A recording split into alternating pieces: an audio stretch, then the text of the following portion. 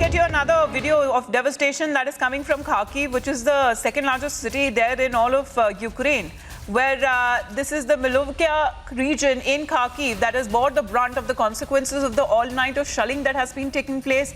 There has been a shell that has also hit a residential yard, and Russian troops are continuing to shell humanitarian aid near Kharkiv. Samiksha, what more do we know? Amita, so the visuals we've accessed show the aftermath of the shelling that happened in Ukraine's second largest city, which is Kharkiv. You can see the burnt out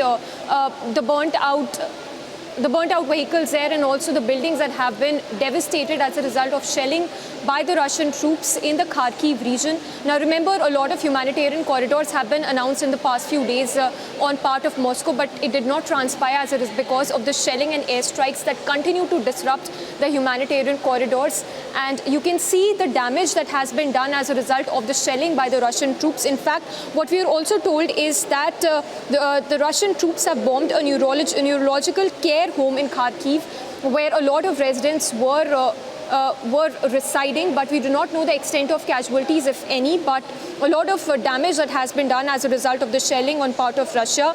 Now, what we are also told is that 330 residents who were living in this specific building of residential building in Kharkiv was destroyed as a result of the Russian shelling. You can see it's all been devastated. We do not know if those people who were living in this residential building have been safely evacuated yet, but you can see the damage that has been done as a result of the shelling and airstrikes by the Russian troops. The invasion that enters its 18th day today.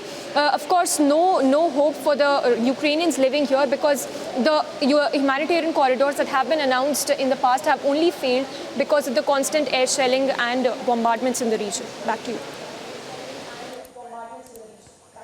Absolutely. Let's get you multiple angles also from the videos that have been emerging, because 3 weeks of utter devastation that has been showing, and Russia is still showing no signs of stopping, even as the airstrikes continue with the destruction in Kharkiv and other Ukrainian cities. There are 2 videos there of showing the aftermath really of what has been an all-night shelling and airstrikes that have been taking place in the second largest city. In fact, Kharkiv was one of the first cities there that has been bombed ever since this conflict began on the 24th of February.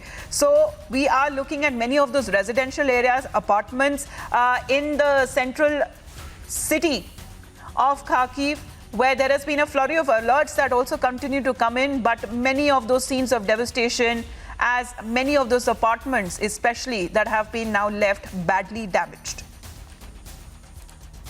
You can also see, yes, right behind me, Republic showing you Russian army convoy. You can see Russian army convoy. There are the border areas. These are pictures which we are showing. You can see that B mark is there. Public has exclusively shown you these pictures where Russian army convoy could be clearly seen.